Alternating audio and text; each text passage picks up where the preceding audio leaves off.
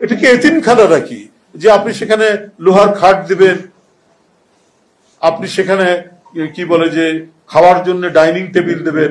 ইউনিভার্সিটির হলগুলোতে কি বলে যে খাট দিছে, লোহার খাট। তো ভাই এটা কি ইয়ের দায়িত্ব নাকি, কোন রাজনৈতিক সংগঠন বা ডাকসুর দায়িত্ব? আপনি ছাত্রদের দাবি দেওয়া নিয়ে ভাইস চ্যান্সেলরের সাথে বার্গেনিং করবেন, আন্দোলন করবেন। এখানে কি বলে যে বাসস্থানের সমস্যা আছে, ছাত্রদের থাকার কোনো পর্যাপ্ত মানে ইয়ে নাই, খাট নাই, চৌকি নাই, এটার ব্যবস্থা করতে পারে কি না? এটা হচ্ছে পার্টির তরফ থেকে প্রশাসনকে কিছু লোহার খাট 100 দেওয়া হচ্ছে। এটা তো একটা অদ্ভুত ব্যাপার। এটা তো এই জিনিসটাই হচ্ছে যে স্টেটের যে একটা আইনগত ভিত্তি আছে, রাষ্ট্র যেভাবে গড়ে ওঠে, এটা তো রাষ্ট্রের বিরুদ্ধে একটা কাজ।